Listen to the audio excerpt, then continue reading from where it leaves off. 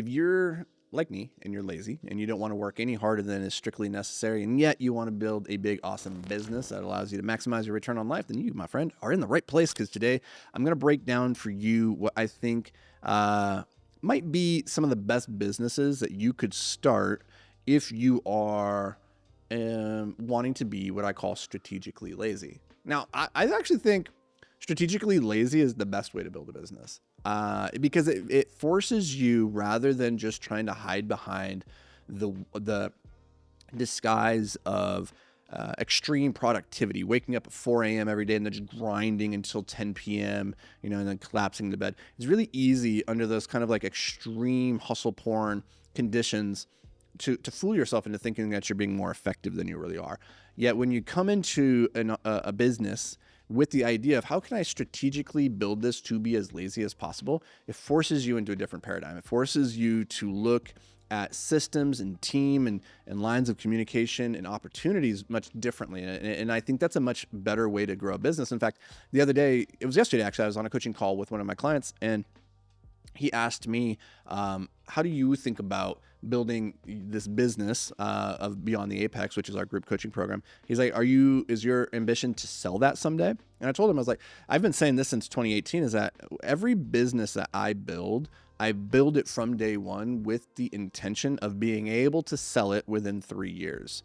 I want to be in a position where within 3 years, if I wanted to exit that business, and I know that's for my personality in my ADHD, I have about 18 to 24, about 18 to maybe 36 months of really extreme focus I can put towards a single idea before I get bored, a single opportunity. I just get bored and I want to go on to the next thing.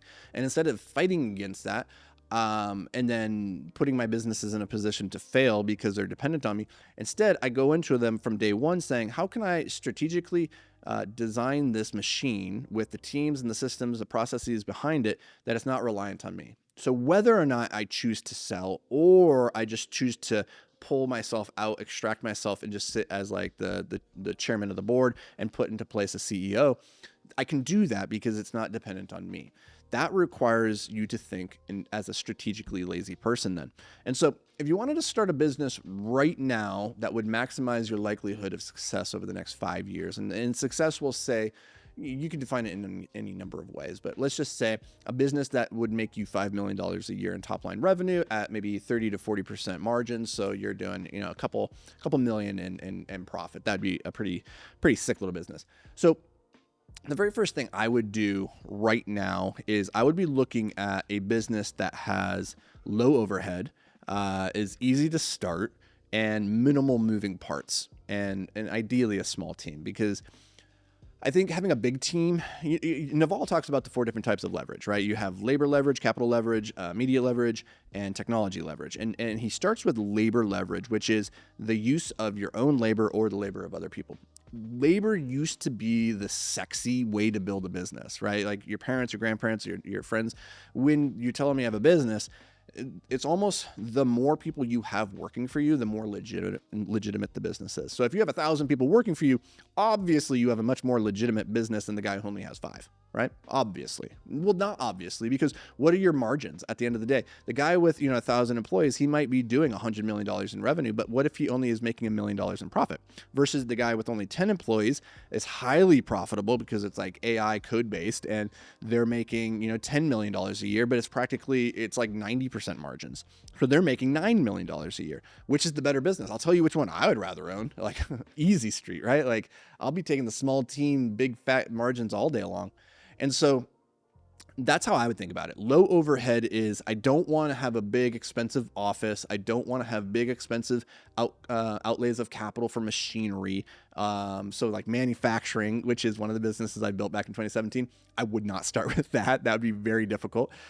Easy startup is, what could I do right now so I could make money today or by the end of the week? Like I love a business model where you take the idea, you go and you try and sell it, and then you could be rolling within just a couple of days. Again, like manufacturing would be a really terrible example, because it's like, okay, before we can even think about selling this widget, I need to go get a warehouse, I need to get the machinery to make the thing, I need to get the team, I need to have the processes, I need to get the inventory, and then I need to make the thing, I need to get a website, you can see how you have to outlay a lot of capital to even get to the point where you could start making money in manufacturing. However, the downstream benefits, and this is a really powerful frame to be thinking about, is that businesses usually fall into one of two categories. Either it's easy up front and hard to scale, or it's hard up front but easy to scale. So manufacturing is a perfect example. Very hard up front. You have all of those costs associated getting the thing off the ground. However, once you get that infrastructure, scaling is super easy. Right? Once you have the machinery in place, you could do $1 million a year, $10 million, or $100 million a year, and the machinery doesn't really change. It just grows by like little step functions. But that becomes very easy to scale with pretty good margins, all things told. The other side of that, though, is the businesses that tend to be the easiest to go and sell in the next week or so.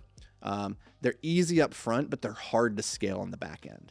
And so what ends up happening is, in that business model where maybe I can sell a service, I could be a copywriter or a digital marketer, right? I can go sell it to a business right now. I could get money in the door tomorrow. But to scale that is going to require me to really refine my marketing system to get more leads coming in. I'm going to need to build the labor on the back end for the delivery, because I can only maybe take on 5 to 10 clients at a time before I'm kind of at capacity. Now I need to hire. So you hit these layers of complexity inside that business, where it was really easy to start, really easy to get to $1 million, really hard to get to $100 million. Whereas manufacturing, really hard to get to $1 million, really easy to get to $100 million, right? So thinking about, if this is your first business, I would go for something that's easy up front, but hard to scale, because your goal right now is to find the thing that's going to help you win the first phase of the money game. And you can, pretty much any business can get you to $1 to $5 million of income per year if you build it like correctly and you learn the fundamentals. So we might as well go find the thing that's going to be easy up front, and then it's going to hit the natural ceiling at around 5 million. And that's okay. At that point, maybe you just take the skills that you learned, you pull out of that business. You can either keep it as a cash flowing thing, or you pull out and then you go pursue something that's maybe harder upfront, but easier to scale long term, right? Just depends on what your goals are.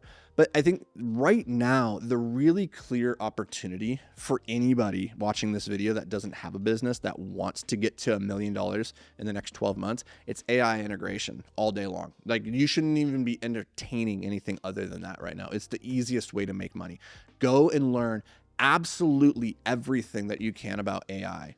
Everything. You should become a master of this, because it is so early days, it's actually possible for you to become a master at this. You can be 1% in the world of AI integration simply by dedicating the next 90 days to every day watching 3 to 4 hours of videos, reading articles, playing with the tools. You would become you'd be godly. You'd be really good within 90 days. And then you can take the next 3 quarters of the year to figure out how to apply those skills to solving problems. And I think the best place to solve problems are for businesses. And so, one idea just off the top of my head would be like a funnel optimizer. Like, just think about if you could create an AI tool right now, an AI integration, or you just figured out somebody else's AI tool and then how to integrate it for businesses. You just be the middle person, right? Figure out how you could implement an AI tool that tracks my entire funnel for me. So it identifies where it's weak, where it's strong, when it's breaking, right? I had a student a couple of months ago, after one of our coaching calls, we did a funnel audit. And he went and after that call, he's like, okay, I'm going to audit my funnel. And the whole idea is that you go through your funnel as a customer would, and you click on all the things as they would see it. And then you see where it takes you.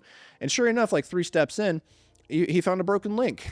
And he's like, I've been banging my head against the wall trying to figure out why my leads and conversions are like so bad. And he's like, it's because I have a broken step in the funnel and nobody knew about it. How long has it been like that? I don't know. But like, if you had an AI tool that was just running in the background, like constantly looking at the funnel, finding ways to optimize it, and then identifying when a part goes under, that would be a really cool tool, right? But there's so many problems to be solved by AI. Within the next 5 to 10 years, AI is going to eat the world. It's going to eat every single, we just got done talking about building big teams, right? That guy that has 100,000 person or 100,000 person team, that's a big team, that's a really big company. 1,000 person or even 100 person. All businesses over the next 5 to 10 years are going to reduce their labor by at least 30%. That's my guess, at least 30%. So there are a lot of people are going to be out of jobs, right? But that's an opportunity for you to figure out how can you go make the tools that would allow those companies to reduce that workforce.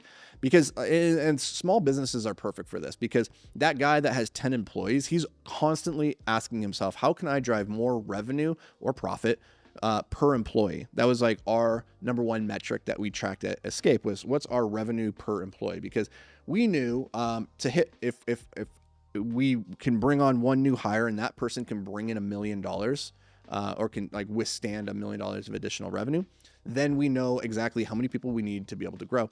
And if you can take that person, instead of our numbers, which was we're aiming for $1 million per person, if you could turn that into $2 million per person, you've just helped us double our efficiency for that business overnight. So I think AI integration is like the no-brainer right now. So if you're watching this and you have not made your first slug of cash and you're trying to figure out what's that opportunity going to look like for you, AI integration all day long. Don't think about anything else. Now, hopefully this video, like we covered a lot of different ideas inside this video. Now, if you do already have a business and you've just been watching this because you're curious, you're a curious Betty, and you want some help scaling, and you're trying to figure out, how do I take my 10 people? How do I make them more efficient? How do I coordinate their actions? Because goddamn, managing people is really hard.